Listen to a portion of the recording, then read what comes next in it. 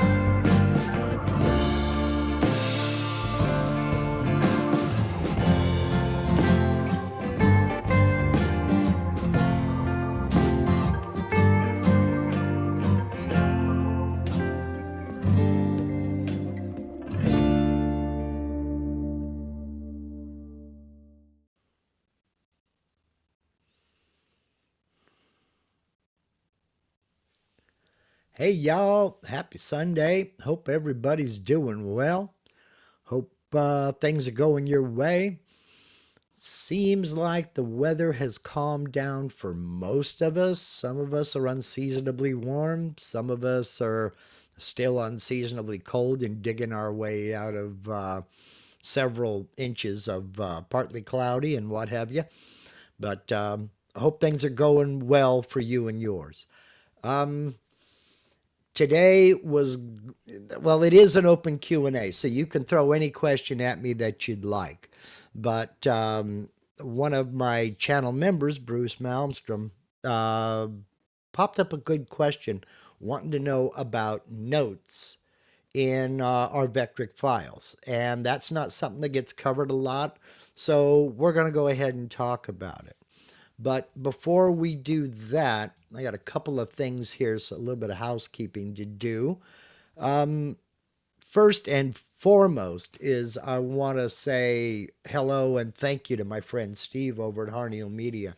Now, a lot of you know, well, if you've followed me for more than a week or two, you know that I sing Steve's praises, and I do so for a reason. The guy is just incredible. The service he provides is incredible, and his fees are very competitive. Um, it, Sometimes I wonder how he does everything he does so cheaply. And I keep coming back to, if you're even toying with the idea of a website, if you're even thinking about maybe you want to dip your toes into this, maybe you've got a side hustle, maybe you've got a standing gig that you want to put out to folks, the public at large. If you want to offer your products and services and take control of your side business, your main business, there's no better way to do it to add legitimacy to your brand than with your own website. And the only person I'm ever going to recommend is Steve over at Harneal Media for the reasons I've already listed, as well as several more. Chief among them is it's 100% personalized service. Steve works for you, not from himself. He's not going to throw you a menu of things to choose from. He's going to let you know straight up front it's what you want. And he will make the moves needed to get you what you want. If you want a web store where people can go through and check items that they want and then purchase them directly from you, rather than some third-party website that's going to charge you to do it, he can make that happen. If you have ideas for, if you have ideas for merch, you want to design and sell T-shirts, uh, baseball caps, mouse pads, coffee mugs, what have you. He can make that happen. He can hook you up with a print-on-demand company that takes care of all of that. And all you have to worry about is checking the orders and getting your products, services, and merch out to the public at large. They take care of the inventory. They collect the appropriate taxes. They send the appropriate taxes to where they're supposed to go. They handle all that, shipping internationally, worldwide. He can hook you up with them and make it happen. So if you want to take control of your brand and stop paying commissions, stop paying listing fees, stop seeing your competition advertised on the same page as your product, you owe it to yourself to reach out to Steve at Harneal Media. There's a link to Harneal Media in every live stream and every video on my channel. Approaching 800 videos and live streams. So there's 800 links to Harneal Media on my YouTube channel. Easy, easy, easy to find. Do yourself a favor. Go over to Harneal Media. Hit that contact us link. Shoot Steve a message. You'll be happy that you did. I'm telling you. Thank you, Steve, for everything you do. I greatly, greatly appreciate it. Next is another kind of announcement here. Brooks Martin, thank you. he has reminded me that Michael Mazalik has a premiere on the 1st of April at 8, I'm assuming a.m. Eastern Daylight Time. That's adjusting the Z height of imported models. I'm here to tell you, if you are not subscribed to Michael Mazalik's YouTube channel, you are missing out. I am not an expert with any software. I think I can consider myself an expert in trying to learn how to use software because I've done it so much over the course of the years. But Michael is an expert with Vectric Software. The man is just an artist, and that's all I can say. If you are not subscribed to his channel, get over there and do so. There's a link to Michael Mazalik's YouTube channel down in the description of all of these live streams. He's one of the people that I refer everybody to. He is my 3D model guru. He's a good man. He knows what he's doing. And he also knows that there are 3 answers to every question. And if you have any doubts, just Google 3 answers. You'll find your answer there. So get over and check out Michael's premiere on the 1st of April. I can almost guarantee this is not an April Fool's joke, but do yourself a favor. All right, let's get back over to your comments and let's see what's going on. I believe Michael is here, but I'm not really sure. Let's see. Oh, hey, and this is what I'm talking about. Steve is right there with a link to it. So I will copy that link and put it into a pinned comment at the top of the comments as soon as I'm done live here. So if you're watching this on replay, there should already be a comment there. If you're not watching it on replay, give me about 10 minutes after we're finished live here, and I'll get it thrown there. And Brooke says yes, 8 a.m. So 8 a.m. Eastern Daylight Time. That's way too early for us out here on the West Coast, but this too shall pass. We'll make it work. Okay. It's been an eventful week. We've had beautiful weather, temperatures approaching the 80s. Last week we got into the 80s, but we've got crummy weather coming. I think the grass has dried out enough for me to actually mow today, if meds allow. And I made another successful rotation around the sun, which means that I now qualify for senior discounts and Medicare. So yay me. And I want to thank everybody who for all the birthday wishes and what have you. It was a bit overwhelming. I woke up to almost, but not quite, a bazillion private messages on Facebook wishing me happy birthday. Thank you to everyone. I greatly appreciate it. So let's get into today's miniature demonstration. And again, if you have any comments, questions, concerns, demands for payment, whatever, throw them in the chat and we'll address them. Yeah, I got a happy birthday, you youngster. I'm big in the 55 and over crowd. You are my people. So let's see here. Let's jump over into, I'm going to demonstrate this in VCarve. This works the same in all Vectric software, be it Cut2D, Desktop or Pro, VCarve Desktop or Pro, or Aspire. All of the software you can add these notes. So let's go ahead and get into it right now. You can see I've got a very simple demonstration here. I use stars a lot because there are many angles involved and it's a heck of a lot easier. It's more realistic than just using a rectangle or a circle. You're probably going to cut more stars than you ever going to cut rectangles or circles. So it's real easy. There's nothing special about this. Job setup is pretty basic.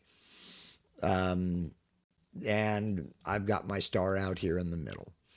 So what I want to do is I want to use a V-bit to just cut about 1/8 of an inch deep. And I want to, just, it's a decoration. So I'll go over here and I've created my toolpath. It's just a simple profile toolpath. And I have used a 30-degree downcut V-bit. Well, I'll get in here and I'll show you. It's the 30-degree Groovy Jenny from Cadence Manufacturing and Design. And I will put a link to this bit in that same pinned comment at the top of the comment section as soon as we're done live here. Okay. These are very good bits. I like this downcut V-bit.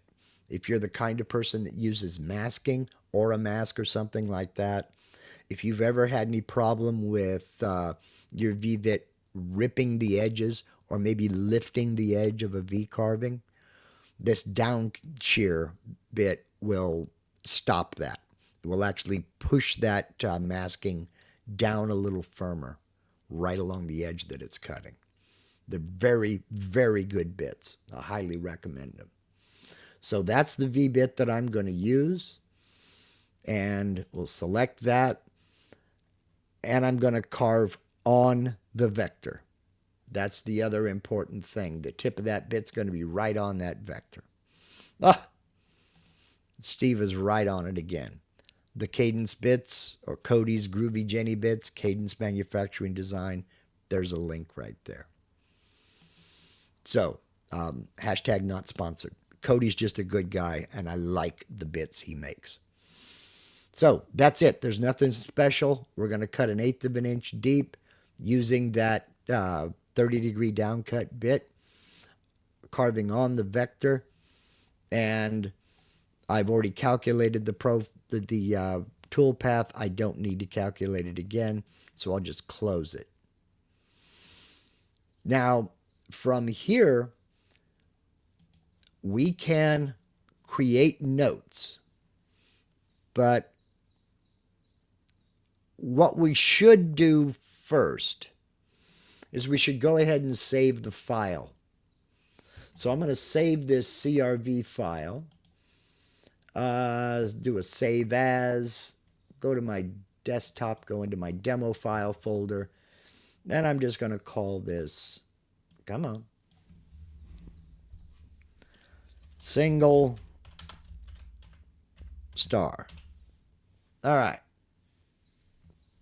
Now, part of this topic today, Bruce asked about job sheets, and he asked about notes. Now, there are a few places where you can enter notes. One is we can come up here to Edit and come down here to Notes. And that'll open up this little, it's a what you see is what you get. I hesitate to call it a word processor because it's not really a word processor. I can type notes in here about the file, about any special materials or any special bits or what have you. So I can say calculated for 30-degree down cut V bit.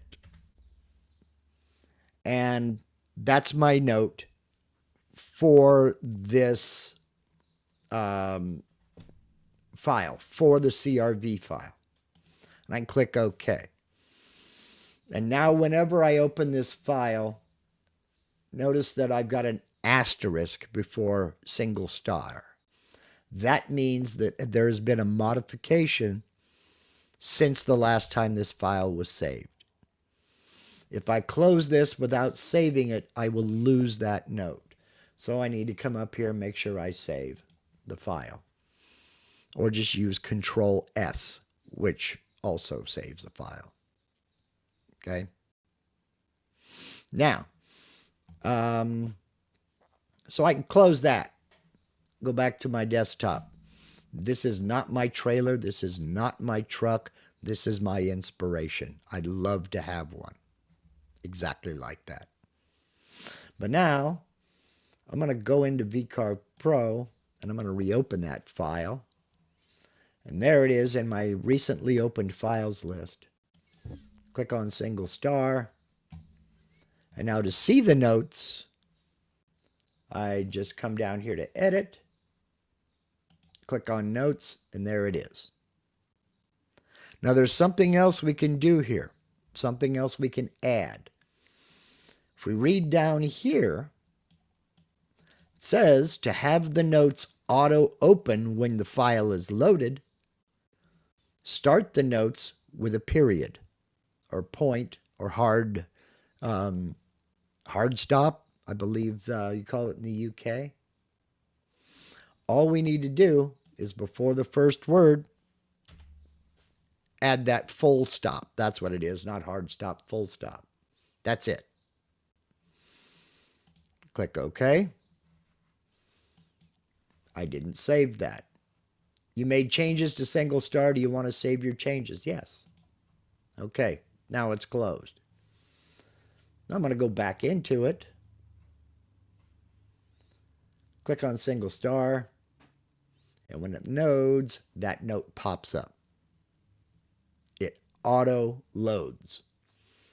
If you've ever downloaded any Vectric's files and opened those files and had this note pop up with the disclaimer, copyright information, and things of that nature, this is how they do it. They just write their note and make sure they put a full stop or a period as the first character in that note. Then it will auto load. Then you can add whatever you want to add. Copyright 2026 MLCNC. Click OK, and that note's going to pop up. But again, I've modified it. I've modified it. So now I have to save. That asterisk disappears. That asterisk is just another visual cue to let you know that you need to save this. So now I have a note from my file. What I can also do is I can add a note about this toolpath. And I can do that in the toolpath summary. All I need to do is select the toolpath here. Then go up here to summary of all toolpaths, including the estimated times. Click on that. I've got a profile toolpath. Total machine time is going to be 1 minute 34 seconds. Okay. Now I look down here. I've got a note I added. Use the Cadence Manufacturing 30-degree download bit. That note is for this toolpath. And I can add anything else that I want here. Let's see, I'm just going to throw another space in there just to show what needs to be done. When you type in anything up here in your toolpath notes, you have to click apply. Once you click apply, that note for that toolpath is saved. But I've also modified the file again. So I need to save it. Now I can close that toolpath summary. If I have more toolpaths down here, what I'll do is I'll go into this one. I have this selected. So this note is going to be assigned with this toolpath. If I have another toolpath down here, I can select it and put a note for that toolpath. That's all I need to do. So I'm all set there. I can close that. I can undraw that toolpath. Now I want to create a job sheet. Now this is where we get into some limitations. Cut 2D Desktop and VCarve Desktop do not have job sheet capability. You cannot create a job sheet on the desktop versions. This is only for the Pro versions. VCarve Pro, Cut 2D Pro, and Aspire. And you just go up here to Toolpaths, click on Toolpaths, come down right here to Create a Job Sheet. It's going to create an HTML file, which will be read by your browser. And you just navigate to the folder you want, Demo Files, that's where I want it. And I'm going to leave that title the same as it is generated by itself. Single star, which is the file title, summary. And I've navigated to the right folder. I'll click Save. Now I'm going to go to that folder, and there is the HTML file. So I'm going to double click on that. And of course, it opened up in the other window. Let me bring it over here. If you can hear music in the background, the ice cream truck has decided to arrive.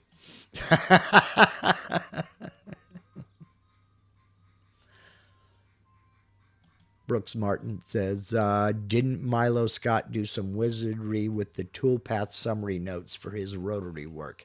Yes, sir, he did. If you don't know who Milo Scott is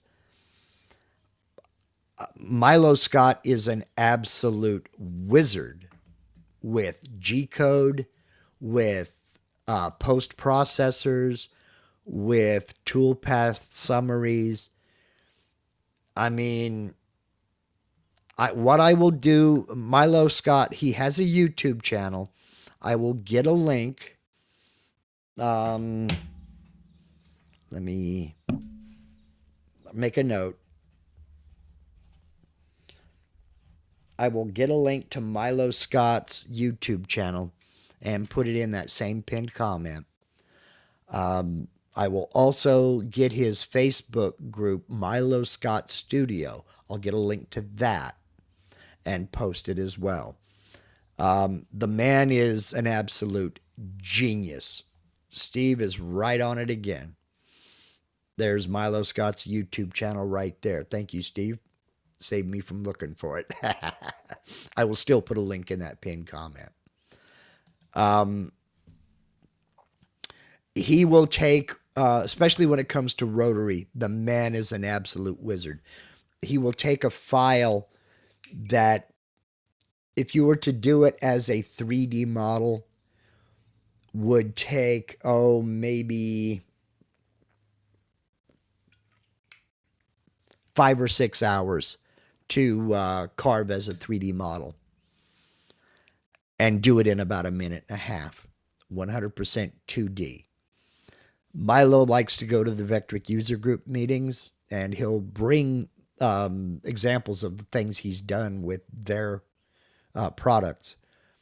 And he's had several people say, you didn't do that with our software. And he'll say, yes, I did. And then tell them how, and just blows their mind. So if you're even considering rotary, oh man, Milo is the man. He's the guy to follow. So let's get into the notes here, the job sheet. This is the job sheet that it generated for this CRV file. And right off the top, it gives me the job layout. There's the material border, and there's the star that I'm going to be carving. Then it got the job notes that we created. Calculated for 30-degree downcut V-bit, copyright 2026 ML-CNC. Here is the material setup. The material size, 16 by 11 1/4, 3/4 of an inch deep. Here's the home start position, X0, Y0, Z0. The 0.2 is my safe Z height, which, if you don't know, is selected right here. That's the home start position, 0.2. Okay? Back to the job sheet. Z0 at the top of the material, XY datum is in the center, and my Z1 clearance, I'm sorry, this is my safe Z. That's my home position. I apologize. My safe Z is 0.2, and that, again, is right here. Safe Z is the Z1 clearance. So, back to the job sheet. Now it's going to give me a summary of the tool paths. There's one profile tool path that uses this bit, and the estimated time is 1 minute 34 seconds. Then it's going to give me a profile, or excuse me, it's going to give me a summary of each tool path. Now, 8 Center has said notes would be a good place to add a checklist then. Depends on what that checklist is. If it's notes about each tool or each tool path, that's going to be automatically generated. But if it's a checklist like start sequence or any kind of special work holding, then yes, notes would be a good place to put it. It certainly would. And I saw your comment earlier, 8th Center, about how you've been doing them in separate notepad documents. If you're anything like me, well, I won't say that. My spelling is horrendous. I am totally supported by spell check.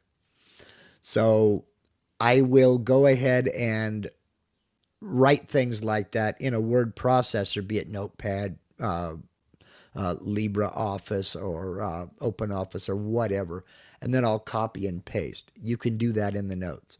If you're writing things out in Notepad, you can copy it out in Notepad and paste it into the notes. It will support that. So, but here is a summary of this toolpath. Toolpath type, it's a 2D profile toolpath. Feed rate, 60 inches per minute. Plunge rate, 30 inches per minute with a spindle speed of 20,000 RPM. Then there's that toolpath note that I wrote. Use the Cadence Manufacturing 30-degree downcut V-bit. That's the toolpath note from here. That's that note.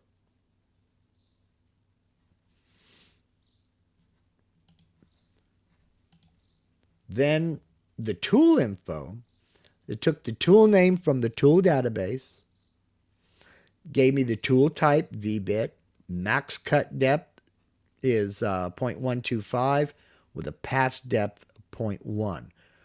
That's my cut depth that I put in the profile toolpath. That's the pass depth of the bit. That's why it created, it's going to do it in 2 passes. There's the step over for this bit.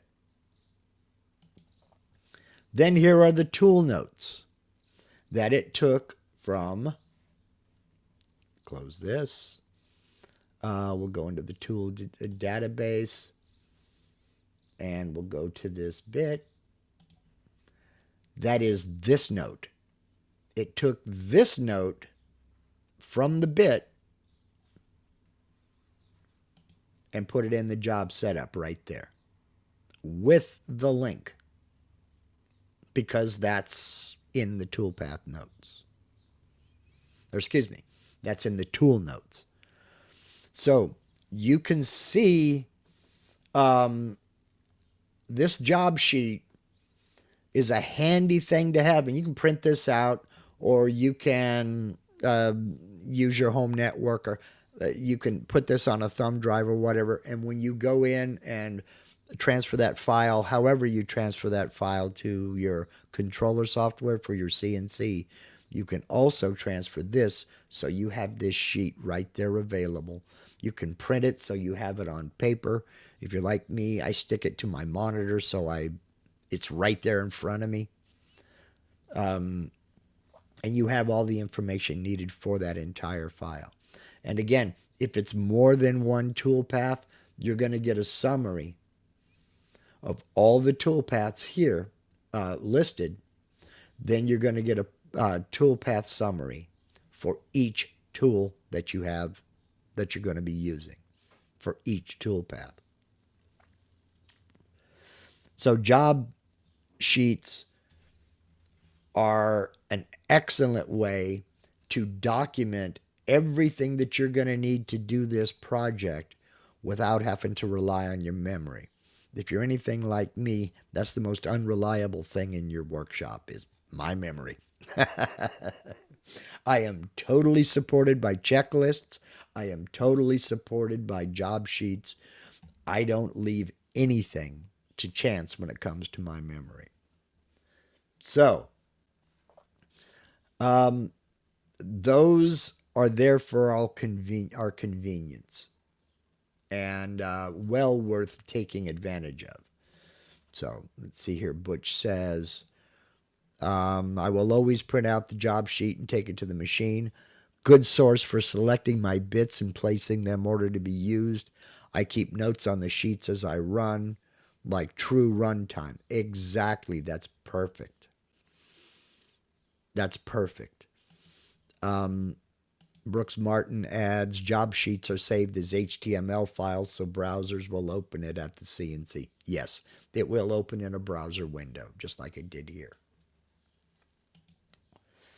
So that is a quick, easy, down and dirty walkthrough of adding notes and creating job sheets. There are many places where you can add notes. The summary, again, select the toolpath that you want to enter a note about.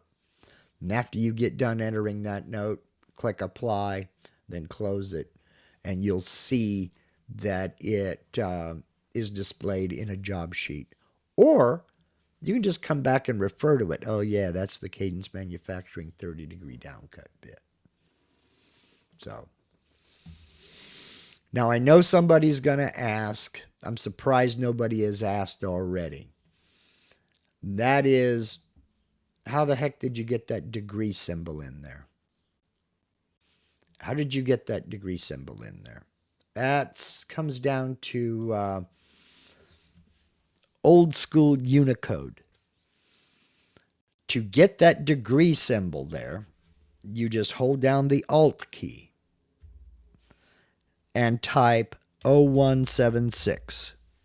Then release the Alt key, and it enters it right there. That's some of the Unicode characters that are still a part of all the computer control systems. Just folks forget that they're there. Another one is Alt 0162. Release Alt, and I've got the cents, US cents, for like 75 cents or 50 cents or whatever. All of these symbols are part of most fonts, and they're available there for you to use. So now that I've modified that, I got to click apply again, close that, and I've modified the file. Save early, save often. So, yep, it worked. Yep. Hold down Alt and type 0176, then release the Alt key. If you know, you know. Let's see, there's another. This kind of opened up a can of worms, and I'm here for it. Let's find it. I'm in Windows 11. I want to view all. Now let's see if I can remember where it is. The character map. That's what I want to look for. Click on character map and bring it over. And this is the font that I'm looking at.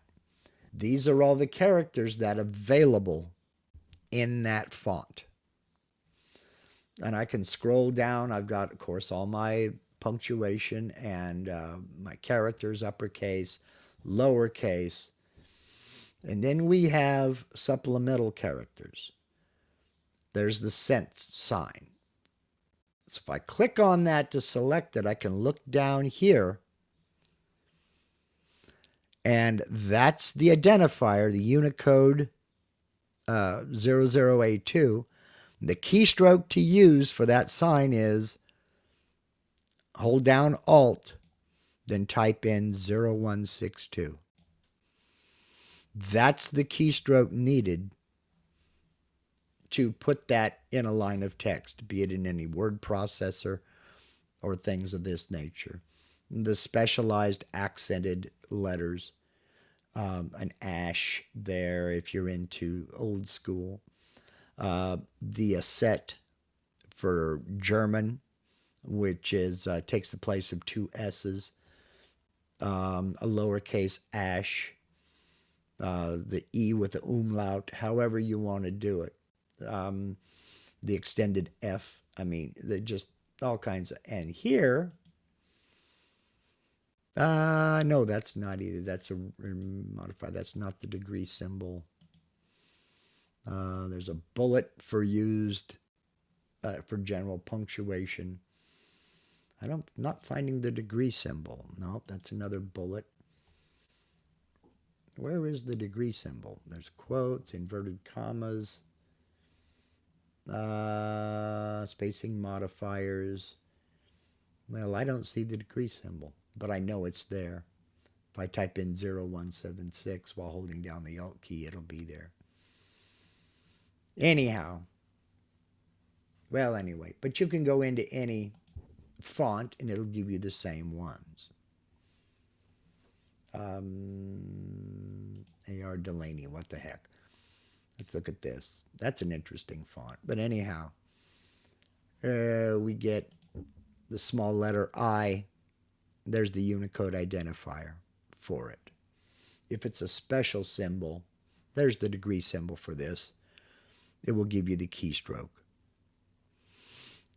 This is how you can add special characters, maybe a little bit of other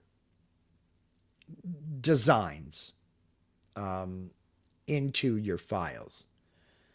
But let me show you something else. Something to remember about fonts are they are vector graphics. How did you get into that again? Okay, just go into this. Now remember, this is Windows 11. Go into Start menu and just scroll down the list and find Character Map. In Windows 11, it's Character Map UWP. In Windows 10, if you're still using Windows 10, I want to say it's down in, let me scroll down and find it here. Yeah, it's not listed. Okay, it's listed in Windows Tools for System. So, Brooks Martin says, interesting, I use Alt plus 248 to get the degree symbol. And a lot of times there are more than one. There's more than one way to get to one of the Unicode symbols. So, still looking through my font list. I'm looking for a couple of fonts specifically. The thing to remember about fonts, well, it's way down here, that's where I got to go, is that they are scalable vector graphics. And I'm going to, you want to talk about rabbit holes. I'm fixing to get into one for you here. I probably shouldn't do this, but I'm going to. Because you can add something known as dingbats or wingdings, whatever you want to call them. And that's what I'm scrolling down after, TUVW. All right, we have webdings, we have wingdings 2 and 3. These are all scalable vector graphics. If you are looking for, well, there's all the astrological signs if you believe in that stuff. mailboxes, a pair of glasses, a bell, scissors. All of these are scalable vector graphics that you can use in your files. All of them. You simply have to use this in the text documents. I have used these three right here, or these two rather, many, many, many times in some of my designs. You have all kinds of little flourishes and accents. All of these are scalable and usable in all of our designs. So let's say I want to use this flourish in a design, okay? I selected it, and now I'm going to come down here and I'm going to click copy. Then I'll go back into VCarve, open up my text window, and I'm going to make sure my cursor's flashing here in the text box, and I'm going to paste it. Now, how come that didn't work? It's showing me the empty symbol. How come that didn't work? Because I'm in a different font, that's why. Webdings, let's go here, it's Wingdings. That's the one I'm looking for. Now, I'm going to paste it. Control V, and there's that flourish. And now I can make it a little bit bigger and I'll put it down here in the bottom corner. Then I'm going to mirror it horizontally. Flip about Job Center, create a mirrored copy, flip horizontal. Then I'm going to select both of these, flip vertical,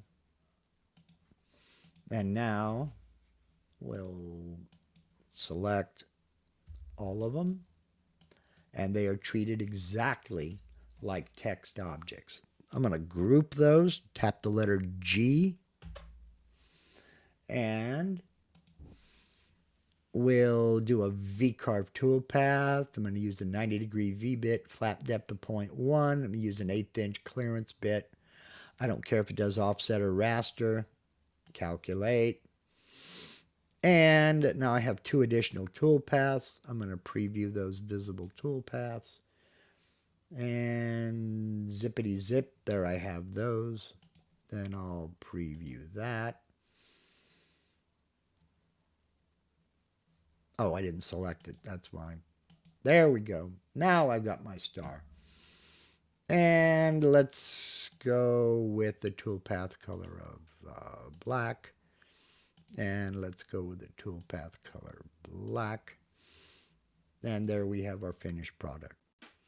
These are text objects, but they're also design elements that can be used for your designs, and it's all within Wingdings. But wait, there's more. Even more little flourishes. Thumbs up, thumbs down, pointing fingers. I mean, it's all over the place. Fair warning. You can go to all of the usual spots for, look at all the different arrow designs. You can go to all of the usual spots for fonts. And you can literally overflow your computer, overload your computer with Wingding fonts. It is a thing. Let me see if I have some other examples up here. You can also get into serious trouble by downloading Wingding logos that you don't have the rights to use. I shouldn't have said that. I guess I don't have the one. Let me see if I've got the one that I was looking for. It doesn't look like I have it on this computer. Nope, I don't. There's another one here. Nope, I don't have that either. All right. But something I can do, let's see here. Yeah, I still have that. I'll open a new tab and I'll go to DAFONT. To font, download fonts. We're looking at all the most recent fonts. This is where we get in trouble because I'm going to click on dingbats. That's what they call them on DaFont. And there you go. All of these, they're considered fonts, but every one of them can, it's a font. So you download it, you go into your character map, you find the one, the symbol that you want. There are 139 pages of fonts. This is what I mean when I say you can overload your computer with this stuff. And you do make a good point. You have the right to use, just not sell. I'm not an attorney. I'm not going to get into that, but you make a fair point because there is personal use involved. Just remember that personal use, free use, things of that nature is a legal defense. It's not a law. By the time you need to invoke that, it's already too late. You've gotten cease and desists and things of that nature. Be careful. That's all I'm going to say. There are a lot of things here that can really be useful. There are a lot of other things that can really get you in trouble. Just know that going in. So if you're looking for new characters, look at some of these. I mean, having that as a font is just craziness to me. And the list goes on. Because again, there are 139 pages of these, and that's just on this website. So, again, your fonts. Right now I have 420 fonts on this computer. I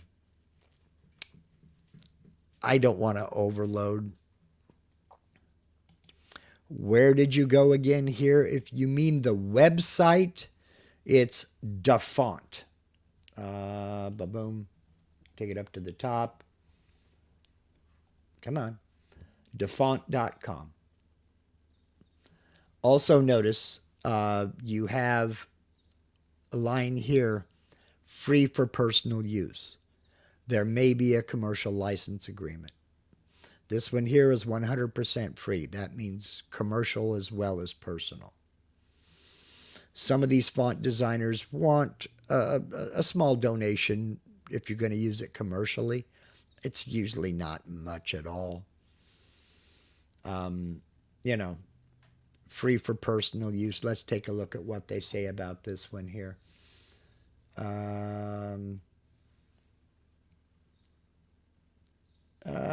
If no author license is indicated, that's because we don't have information. That doesn't mean it's free. The font, when you download a font, there is a README file with that font. And you check it out to see if there's any licensing involved in that particular font. And there's Steve just provided a link. And again, I'll put one in a pinned comment as soon as we're done live here. Just be warned, this can take over your life. I mean, just scrolling through 139 pages of these. And again, these are all scalable vector graphics to be used in all of our projects if you do V-carving or things of that nature. And there's some beautiful work in here. Some of it is kind of but to each their own. But yeah, lots of little artistic flourishes and things like that. It beats the heck out of trying to. Here's where we're talking about Disney family. Now Disney, and it gives you a list of all of the characters in this font group. Um, Lilo from Lilo and Stitch is capital D, and that's all you would type. And there's Lilo. There's the man himself, is capital H. Why he's not capital A, I don't know. And why they have Tweety in a Disney, I don't know. But there you are. Yeah, all kinds of different things. So, yeah. I want a few new fonts and trash a few I never use. Ellen, the only problem with that is you know as well as I do, the minute you trash those fonts, you're going to need them. So, character map, again, if you're using Windows 11, just scroll down your all programs list till you come to character map UWP. In Windows 10, it's not this big. It's a very small window that you kind of have to get close to and squint at to see. I like this new interface. And it's 100% depends on the font that you select. You can add or go through the various different characters that you need, and your Unicode explanation and any keystroke needed to get there is listed down here. You can select it. There's a keystroke there. You can just copy it, or you can remember that keystroke. It's entirely up to you. I don't think I have any more of that on this computer. What is this? That just looks like a mess. I don't even know why I have that. I don't even know what that is. Okay, let's see here. Do I have anything else? That's a little bit different. Candy Bits, it's called. Looks like stuff written on M&Ms. All right. Okay. I don't even know where most of these fonts came from. These fonts could have come from Vectric.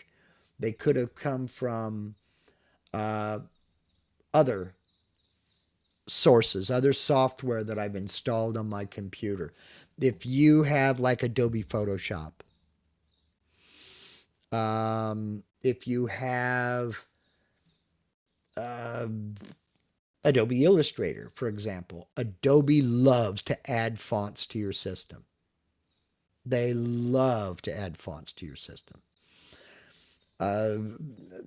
Other photo editors and other image editors, and even some of the video editing software will add fonts to your system. I don't know why it came back to me. I wanted to go back to VCarve. But boom, there we are. Hello, VCarve. Let's go back over here to the design tab. Every font listed on your computer is in this list. So all of the fonts you have installed on your computer are here. So if Adobe Illustrator added something, let's zip back up here to the top. Something that Adobe likes to use is the fonts with an @ symbol at the beginning. That's a vertical font, like we've talked about. I don't think I have any Adobe fonts here because I don't know that I added any Adobe products to this computer. But Adobe is not the only one. This was added by the Rode software. that I installed for my wireless mic. Uh, just every font that you have on your computer is going to be listed in this font list. Looking at my character map, I have 420 font families on this computer.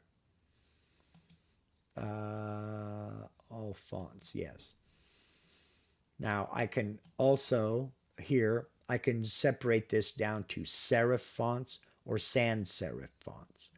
A serif font are fonts that have the little feet at the end of the characters, the little, how the Y comes down and then it flares out this way and flares out that way. That flare is a serif. If I go to sans serif fonts, they don't have those serifs. They don't have those little feet. None of them do. They don't have any of those little flourishes.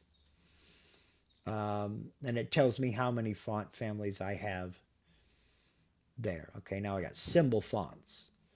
Okay, bookshelf symbol. There are a few things here.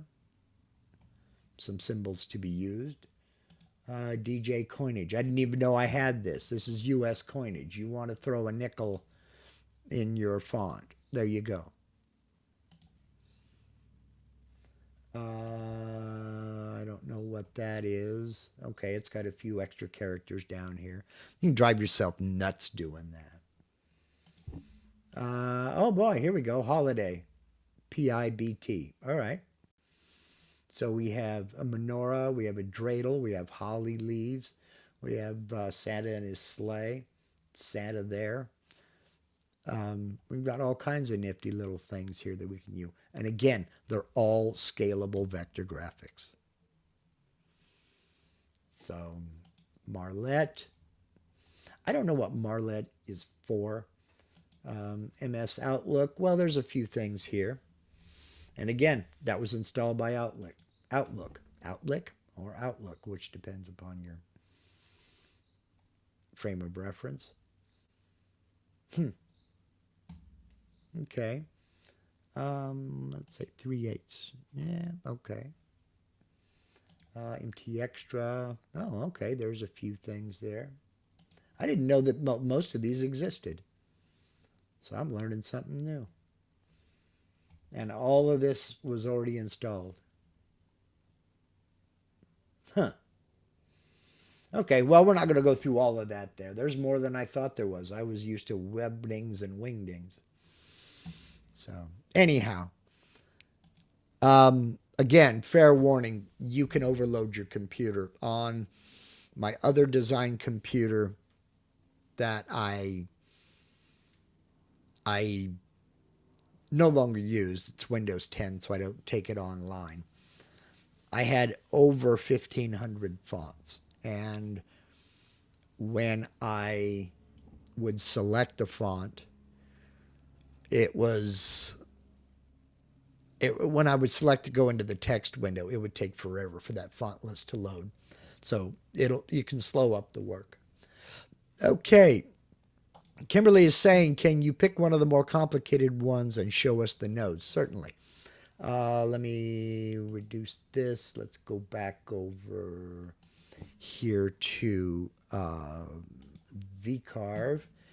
And I got to go back over to this side and get out of the preview, reset the preview, close, zip back over here into the 2D view. Now, I've grouped all of these, so to do this, I need to tap the letter U, ungroup, so now I can just select one. And I have to convert it to curves. So what I'm going to do is I'm going to select this one, shift, this one, this one. I'm going to delete it. I'm just going to select this one. This is still a text object.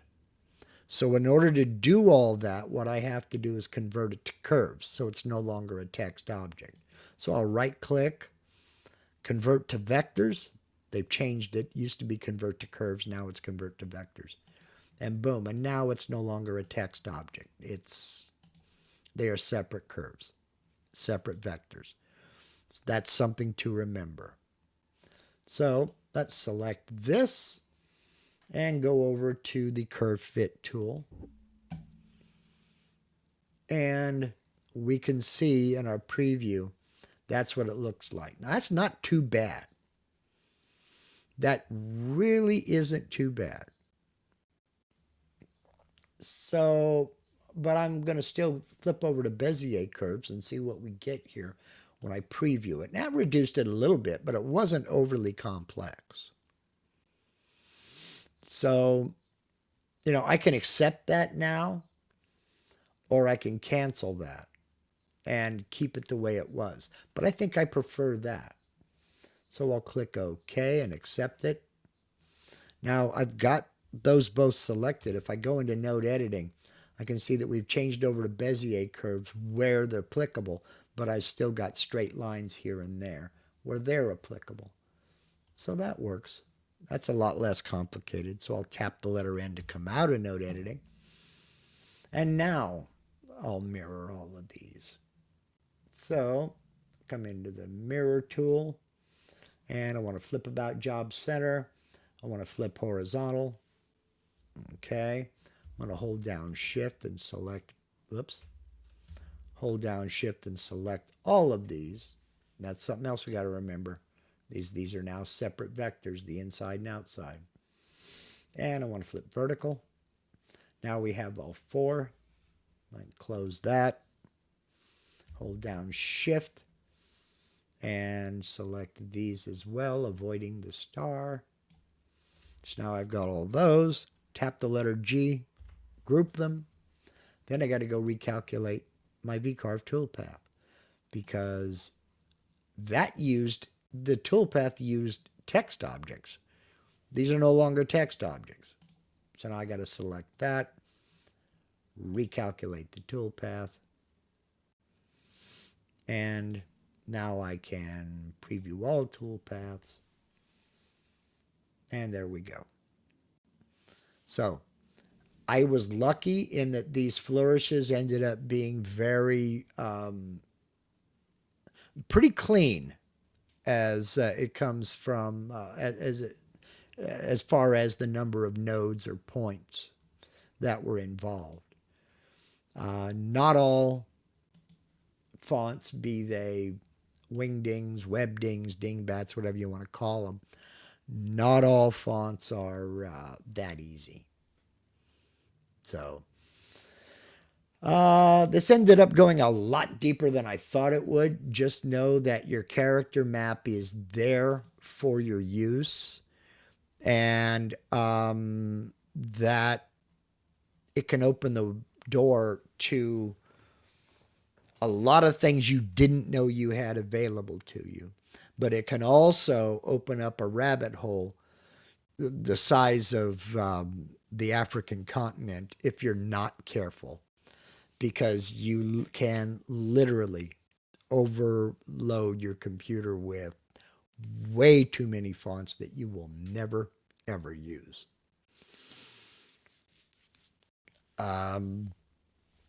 But it's your trip, so just have a good time. And I know you are really going to have fun, Ellen, because you'll use them.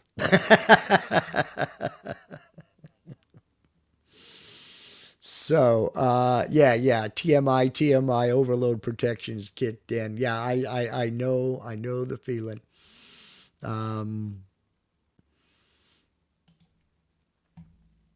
8 Center says, I'm only half kidding too. I actually have CDs burned with some from years ago, like a set of the Babylon 5 alien characters fonts. Yeah, it's easy to do. It is easy to do. But, oh, wow. 8 Center says, my font list is at 18,892. I think I have an addiction. Admitting the problem is the first step to recovery, my friend.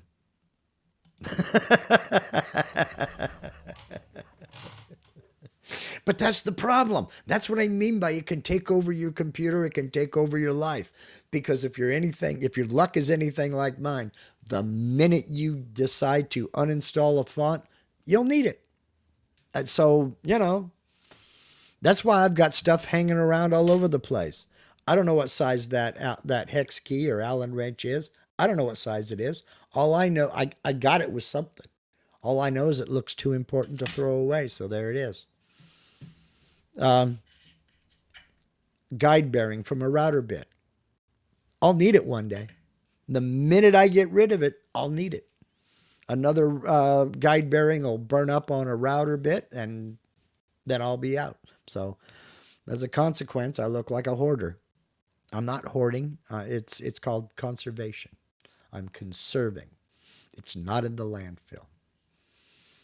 See, I can justify anything. No, that's a dirty word here, Butch. No IKEA furniture. No IKEA furniture. But it seems that everything I order, this is way off topic. I ordered a couple of little flanges to slip over a 3/8 inch stainless rod that had 4 holes in it that you bolted on, and then a couple of set screws to adjust, to tighten up those, tighten up the coupling to the stainless rod. It came with the Allen wrench for those set screws. I got a 600 piece M3 nut and bolt set. It came with an Allen wrench for those M3 bolts. I ordered a 480 piece M4 nut and bolt set. It came with the Allen wrench for those M4 bolts. So now I have all these Allen wrenches floating around the house. And no idea what size they are, but I know kinda which nut and bolts that they fit and what I bought that needed this. I got a full Allen wrench set over there in the toolbox. I don't know what size these are. Don't really care. I have it.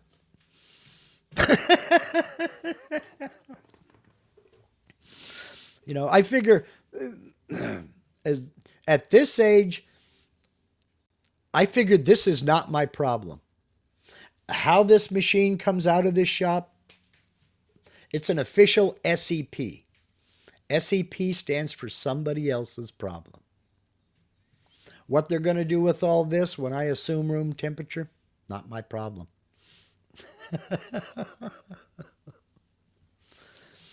That's a future project, Mark. Make a drawer for them all. I already have. I made a 3D printed a small drawer that goes underneath the desk. And that's where all those Allen wrenches and stuff like nail clippers and, little things of that nature. That's where all that is. 3D printed. It's a real shallow drawer, but it works. So we got this. Thank you for attending my Unhinged TED Talk. We're way off any kind of topic. And 8th Center appears to be a fruit who knows where his towel is. And that's good to know. Channel members. Tomorrow, we've got something special. Before I do this, okay. Additional question.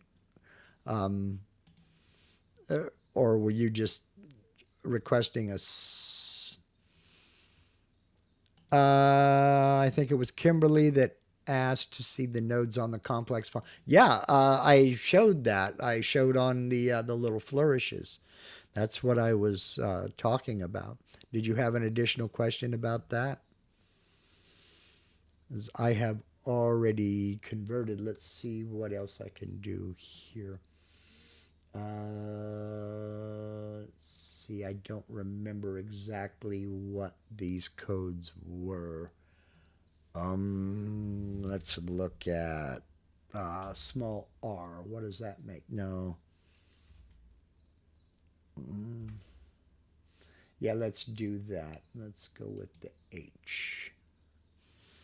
Boink, boink. Um, and that's good enough. All right, so I'll take that and I'll blow it up. I didn't download or use a specific large. Let me get rid of my star here. Delete, and we'll do this. It's not overly complex, but it's the same process basically. If you want to clean it up, you'll have to select it, then right click and convert it to vectors. Then you can go in and check your nodes. This is all straight lines, thankfully.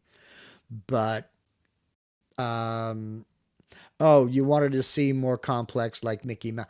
I would have to download the font, Kim. And there's a problem there. Me using it in a public YouTube video is considered commercial use. So if I download and use that font, I have just created a copyright problem. I've gone 10 years on, well, 16 years on YouTube without a copyright problem. I'm not going to start now. So I'm not going to I'm sorry, but I'm not going to download and install that font for this, because I don't want the associated problems. But it's all pretty much the same. That Mickey Mouse, there's going to be a ton of nodes, but select it, come over to curve fit, and then decide if you're going to use circular arcs, Bezier curves, or straight lines. And then, adjust accordingly. Click preview. If that's acceptable to you, then click OK. If you want to cancel the whole thing, just click cancel and it's done. Oh no, there wouldn't be any prison time. What they would do is they would give me a copyright warning. Depending upon how hot and heavy Disney wants to go, they would give me a copyright warning and demonetize this live stream. If Disney wanted to be real punitive, they would give a copyright strike. 3 copyright strikes, they delete your channel. I don't want that. None of us want that. So, but no, there wouldn't be any kind of prison time or anything like that. Not for copyright. At least I hope not. I've never heard of anybody going to jail. And Disney is pretty punitive. There is only one person that I have ever heard of who beat the Disney lawyers. And that was because he had inside help that he didn't know he had. I've told this story before. That person was Kenny Loggins, the singer and songwriter. And he wrote a song. I'll tell it again. What the hell? He wrote a song. He started it when he was 17 years old. And he was kind of reflecting on, he was on the verge of adulthood, but looking around his bedroom, he noticed he still had all the toys he had from his kids. And he was contemplating that movement from a child to a young adult and what all that entailed. And he ended up, it took him several years to write the song, to finish it. And it was called The House on Pooh Corner. And at that time, a few years passed. He's in his young 20s, his early 20s rather. And he had found a gig writing jingles here and there. But he was also part of the Laurel Canyon crowd. And you're talking about people like Stephen Stills, Judy Collins, all of the musicians, occasionally Bob Dylan would drop by. All these musicians, they all lived in this area along Laurel Canyon. And they had like a moving party where it would be, say, at Stephen Still's house today. And there's a whole bunch of musicians, and they'd all sit and play and jam and do whatever. And the next day it would be over at Don Henley's house. So it was a case of going to these parties, and he would play music there.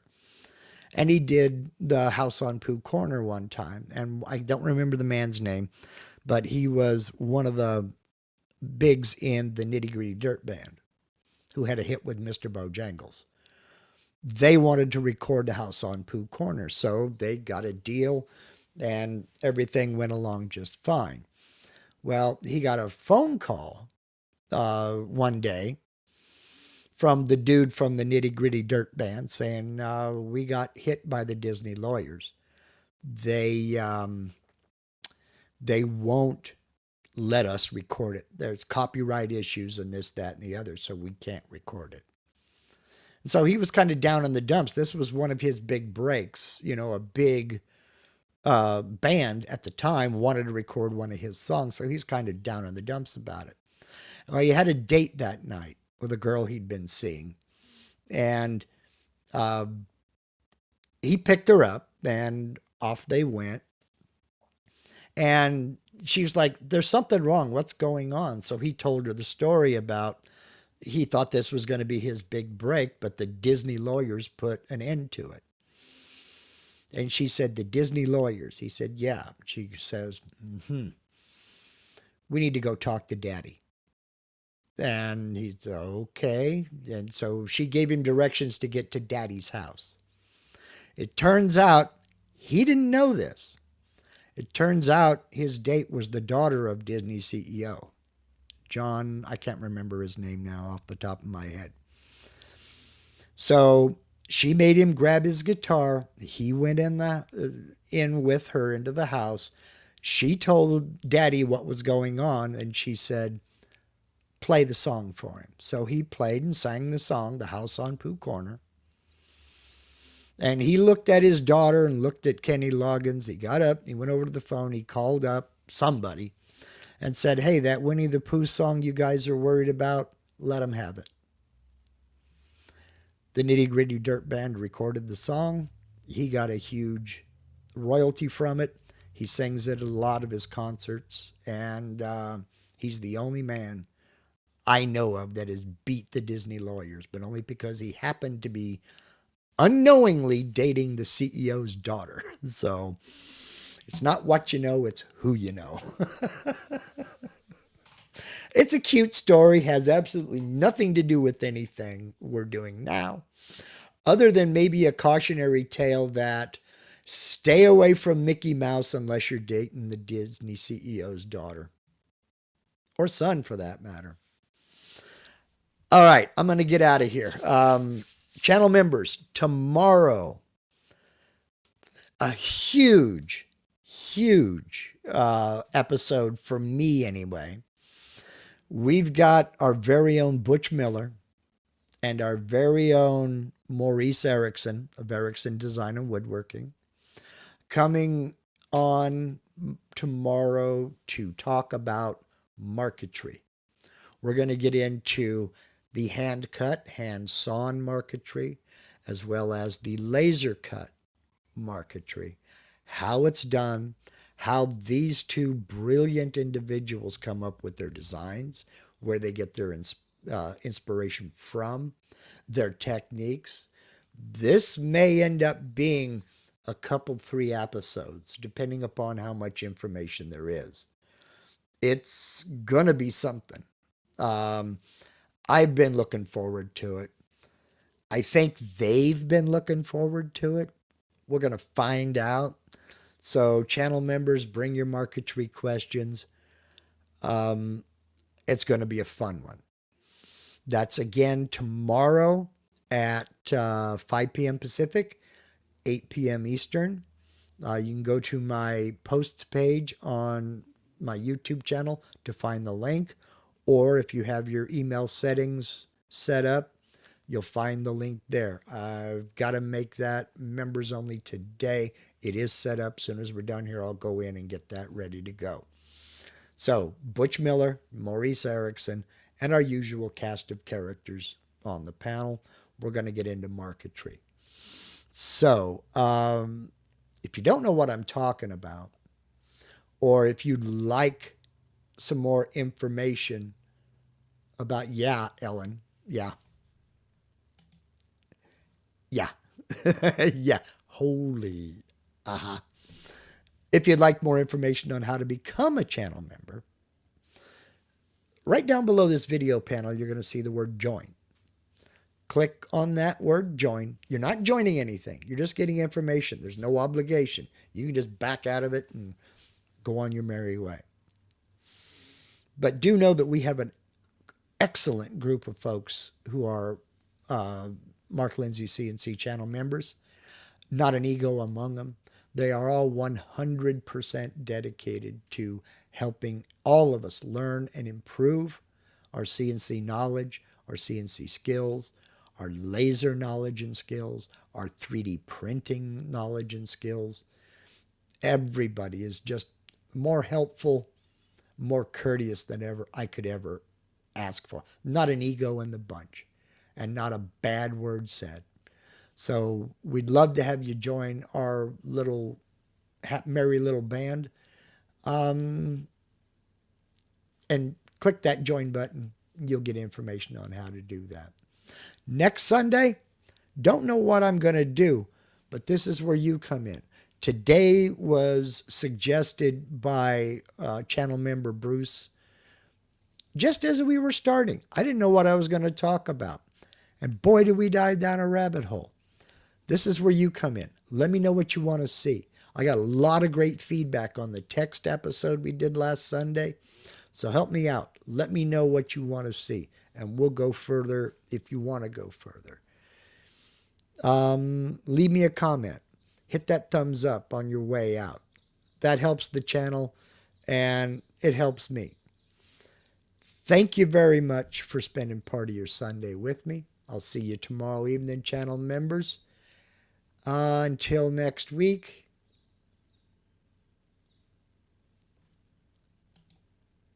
I will look into it, Leo. I have not done it myself, but I will look into it, okay?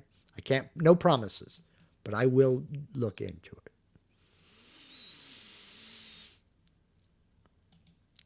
it. Some of us grittier than others, Kimberly. You know who you are, you gritty individuals. Have a great Sunday. Thank you, folks. And go do something cool. Go make some chips. Go eat some chips.